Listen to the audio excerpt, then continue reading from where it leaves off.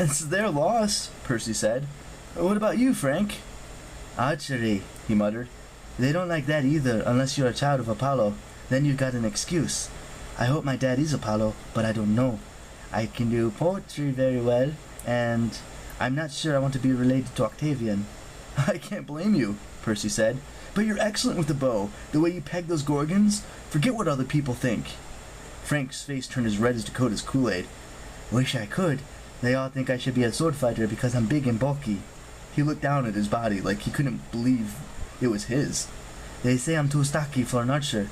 Maybe if my dad would ever claim me. They ate in silence for a few minutes. A dad who wouldn't claim you. Hazel knew that feeling. She sensed Percy could relate too. You asked about the 5th, she said at last. Why, it's the worst cohort. That actually started way before us. She pointed to the back wall where the Legion standards were on display. See that empty pole in the middle? The eagle, Percy said. Hazel was stunned. How'd you know? Percy shrugged. Vitellius was talking about how the Legion lost its eagle a long time ago. The first time. He said... He acted like it was a huge disgrace. I'm guessing that's what's missing. And from the way you and Raynor are talking earlier, I'm guessing your eagle got lost a long time...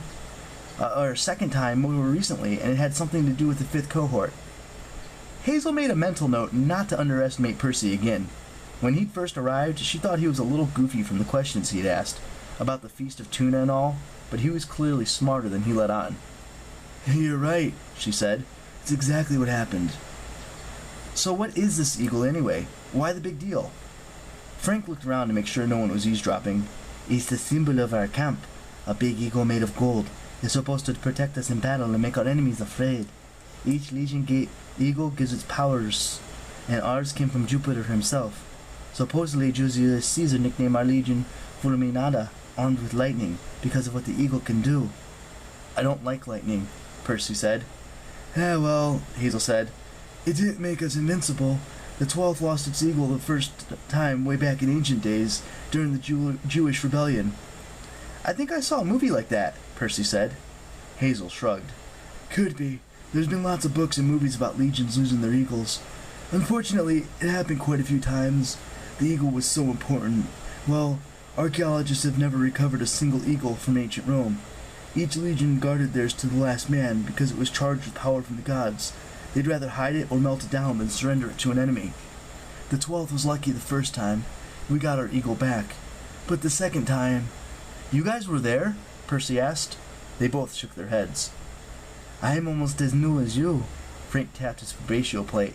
I just got here last month, but everyone's heard the story. It's bad luck to even talk about this. There was this huge expedition to Alaska back in the 80s. The prophecy you noticed in the temple, Hazel continued.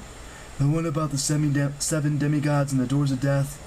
Our senior praetor at the time was Michael Varus from the 5th cohort. Back in the 5th, he was the best in camp. The 5th was the best. He thought it would bring glory to the Legion if he could figure out the prophecy and make it come true. Save the world from the storm and fire and all that.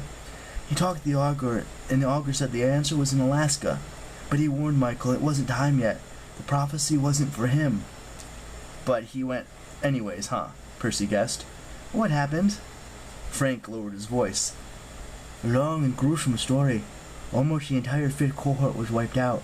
Most of the Legion's Imperial gold weapons were lost, along with the eagle. The survivors went crazy or refused to talk about what would attack them. I know, Hazel thought sullenly, but she kept silence.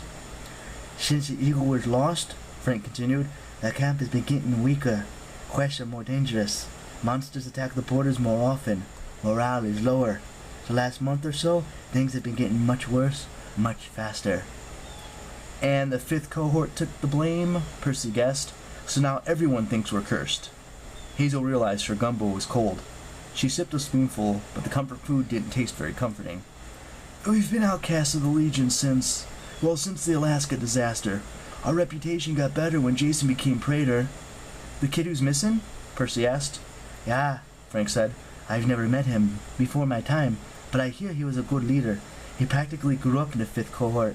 He didn't care about what people thought of us. He started to rebuild our reputation. But then, he disappeared.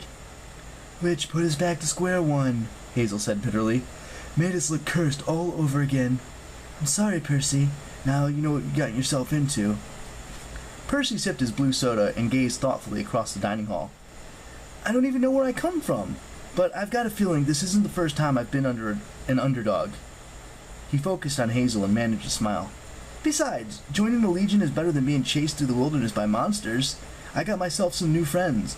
Maybe together we can turn things around for the 5th cohort, huh? A horn blew at the end of the hall. The officers at the Praetor's table got to their feet, even Dakota, his mouth vampire red from Kool-Aid. The games have begun, Raina announced. The campers cheered and rushed to collect their equipment from the stacks along the walls. So, we're the attacking team? Percy asked over the noise. Is that good? Hazel shrugged. Good news. We get the elephant. Bad news? Let me guess, Percy said. The 5th cohort always loses? Frank slapped Percy on the shoulder. I love this guy. Come on, new friend. Let's go chalk up my 13th defeat in a row.